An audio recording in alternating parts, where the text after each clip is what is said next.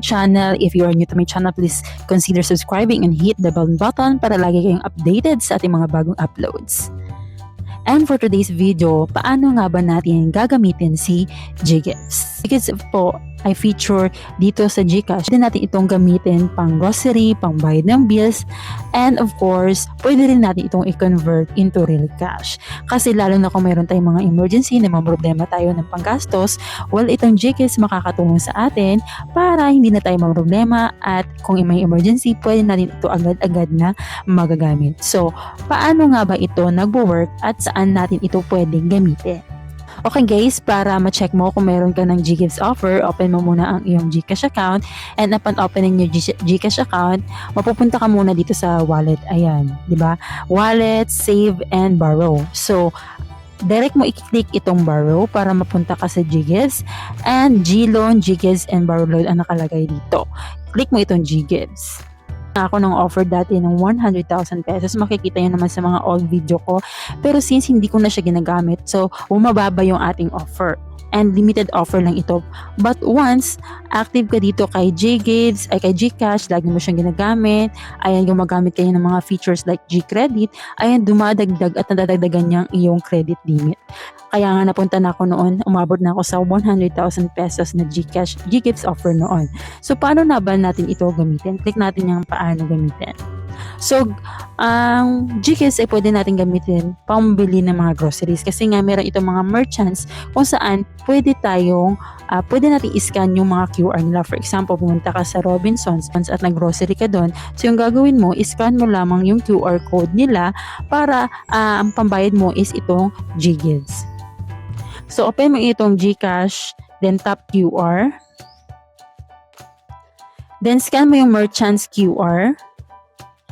Pagkatapos, select mo ang GGives as your payment method, then tap See Installment Options. So, pay in GGives available for installment. Ayan, meron 12 months and 6 months. So, ikaw na ang pipili kung ano yung prefer mo. Then, view and agree to the disclosure statement. View and agree to the disclosure statement and tap Pay with GGives and click I agree to the disclosure. Okay, then success. You will receive your receipt. So, ganun lang kadali kung paano natin gagamitin si GGives kung pupunta tayo doon sa mga stores. So, ano yung mga stores na pwede nating paggamitan ng GGives? Meron tayong mga available categories dito. Kung gusto mong malaman, punta ka lamang dito sa supermarket at makikita mo dito yung mga 100,000 GGives merchants kung saan pwede mong paggamitan ng GGives. For example, itong Pure Gold. So, tumatanggap sila ng GCash QR, online, GLive, and QRPH. Ayan, pwede mo siyang gamitin. Diyan pangbayad ang iyong GGives, okay? I-scan mo lamang. At pwede mo rin siyang pambayad ng bills. Ako itong ginagamit ko, pambayad ng bills. So, ang GGives ay pwede gamitin sa mga online stores, then pwede rin gamitin sa pay bills. For example, open ka ng GCash, then tap mo yung bills, then choose mo a biller category, for example, sa electricity, water, internet, telcos, credit. So, malalaman mo yan kung merong GGives dyan sa baba. For example, itong A Brown Company INC. So, tumatanggap sila ng GGives. So, pag merong nakalagay na GGives dyan, ibig sabihin, pwede mo gamitin si GGives pang bayad ng iyong bill dyan. Dito sa, sample ko lang ito ha, itong A Brown Company INC. So, yan yung palatandaan na tumatanggap sila ng GGives payment. Ganun pa rin, so enter the necessary details, choose your preferred installment plan, view and agree to the disclosure statement, and tap Pay with GGives.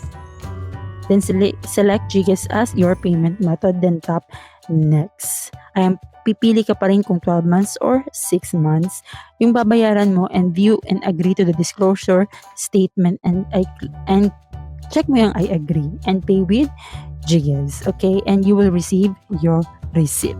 Okay. So, itong GGives ay pwede mo rin gamitin sa mga GLive. O paano gamitin ang GGives sa GLive? So, open ang GCash, tap GLive, and open GCash app and tap GLive on the dashboard.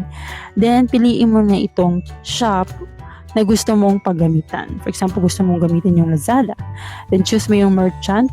Ayan, pumili ka na dyan ng yung, for example, meron kong orderin dyan sa McDo. Ayan, ilagay mo yan. I-check mo. Then, pay with GGives. So, ganun pa rin yung process niya, no? And you will receive your receipt. So kung nagtatanong kayo kung paano i-convert si Gcash into real cash, marami tayong tutorial dyan. Pwede nyo yung i-visit dyan sa aking channel. Makikita nyo dyan yung mga iba't ibang klase or 5 ways on how to convert our Gcash into real cash. So hindi ko na siya i-discuss dito kasi yung i-discuss ko lang dito is kung paano natin gagamitin si Gcash this 2026. So ganun pa rin, no? Same pa rin ng mga nakaraan. So, malaking tulong ito kung wala kang pambayad ng bills mo, pwede mo gamitin si Gcash.